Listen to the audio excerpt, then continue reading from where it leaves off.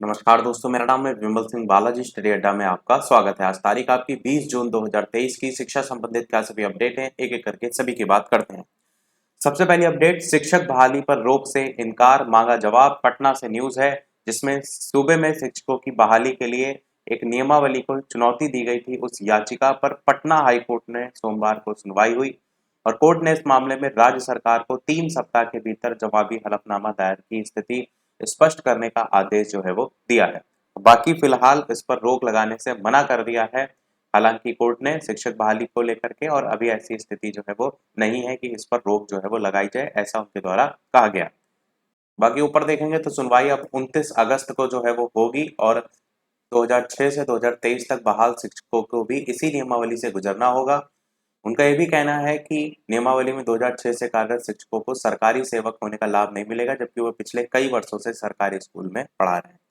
अगली अपडेट भी देखेंगे इसी से ही, पर अलग अलग न्यूज़पेपर में है कि शिक्षक बहाली की नई नियमावली को चुनौती देने वाली याचिका पर सरकार से जवाब तलब।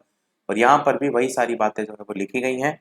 साइट में देखेंगे तो छात्रावासों की दयनीय स्थिति पर राज्य सरकार को 2 सप्ताह में जवाब देने का निर्देश दिया गया है और फिलहाल इस पर रोक लगाने को लेकर के क्लियर कर दिया गया है कि रोक नहीं लगाई जाएगी।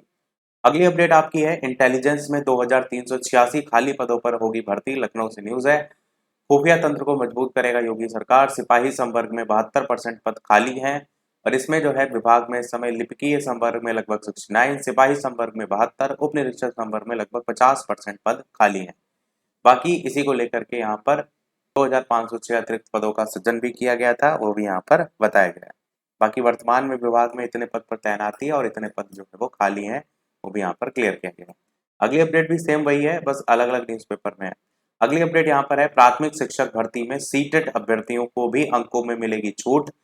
पटना से न्यूज है, बिहार लोक सेवा आयोग से चल रही शिक्षक नियुक्ति प्रक्रिया में सीटेट में उत्तीर्ण अभ्यर्थियों को भी अंकों में छूट मिलेगी। बिहार शिक्षक भर्ती परीक्षा की तर्ज पर विभिन्न वर्गों को 5 से 10% तक की छूट का लाभ मिलेगा, जिसमें आयोग से 79,943 प्राथमिक शिक्षकों की नियुक्ति होनी है। इसी को लेकर के कहा गया है कि बीटेट में सामान्य कोटि के अभ्यर्थियों के लिए न्यूनतम 60%, पिछड़ा वर्ग, अति पिछड़ा वर्ग और सामान्य कोटि की महिला अभ्यर्थियों के लिए 55% और अनुसूचित जाति, अनुसूचित जनजाति और दिव्यांग अभ्यर्थियों के लिए न्यूनतम 50% को अर्हता माना गया है सीटेट को लेकर के। ये सभी शिक्षक नियुक्ति में आवेदन के योग्य होंगे। अब ये सुविधा सीटेट उत्तीर्ण अभ्यर्थियों के लिए भी लागू कर दी गई है, वही चीज यहाँ पर बताई गई है। बाकी शिक्षक बहाली पर कोर्ट से रोक इंकार, वो ऊपर हम आपको बता चुके हैं। शिक्षक बहाली के लिए सीटेट के उत्तीर्णता अंक में संशोधन, वही ऊपर वाली न्यूज है, बस इसमें भी वही बताया गया है कि न्यूनतम 60%, 55% और 50%, ये तीन जो है वो आधार कैटेगरी वाइज डिसाइड कर दिए गए हैं। ये वेबसाइट है जिस पर विस्तृत जानकारी भी अपलोड की गई है और बाकी आप डिटेल में जाकर के देख सकते हैं। वीडियो पुनर्परीक्षा 26 और 27 को प्रवेश पत्र इसका जारी कर दिया गया है, जो कि हमने आपको बताया था। सिंचाई में 85 पदों पर फर्जी भर्ती को लेकर के बताया गया है, जिसमें संविदा पर इस भर्ती को किया गया है। इसको ध्यान रखिएगा कि आपको इससे बच के रहना है। 1.5 माह में 700 से अधिक पदों पर भर्ती करेगा आयोग। यहाँ पर उत्तर प्रदेश लोक सेवा आयोग को लेकर के बात की गई है। अगले 1.5 माह में व्यापक पैमाने पर भर्ती करने जा रहा है। इसमें 680 से अधिक पद सीधी भर्ती के हैं और 69 पर सहायक अभियोजन अधिकारी के हैं, जिसको एपीओ कहते हैं, और उसी की बात यहाँ पर की गई है। बाकी इंटरव्यू की प्रक्रिया शुरू होने जा रही है, वो भी यहाँ बताया गया है। चिकित्सा अधिकारी के 611 पदों के लिए इंटरव्यू आज से हैं, वो भी यहाँ पर बताया गया है।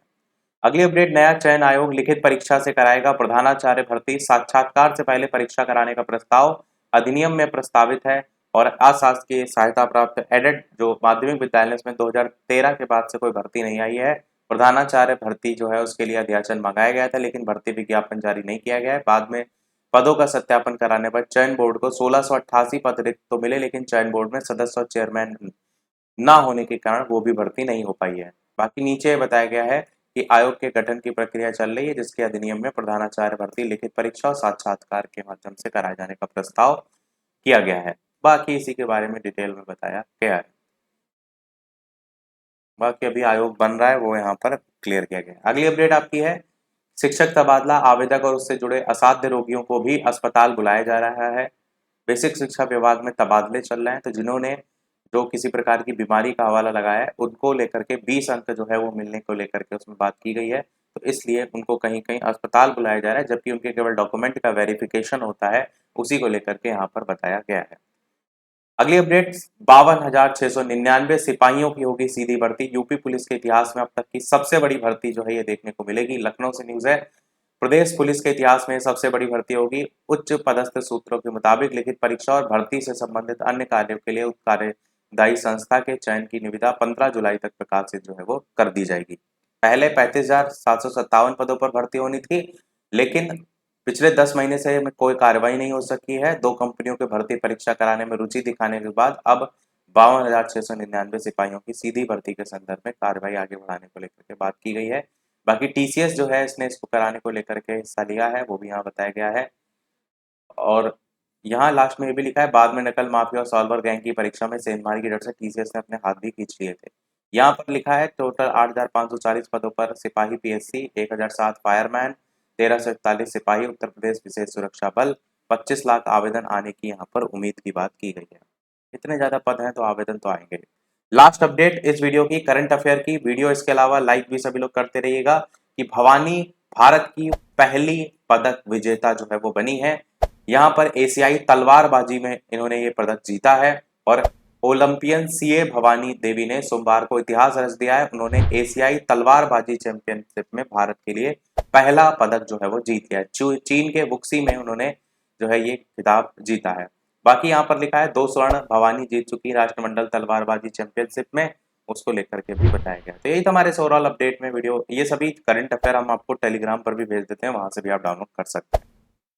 तो आज के वीडियो में इतना ही रखते हैं। वीडियो लाइक शेयर सब्सक्राइब अवश्य कीजिएगा। मिलते हैं अगले अपडेट में, तब तक के लिए नमस्कार, जय हिंद।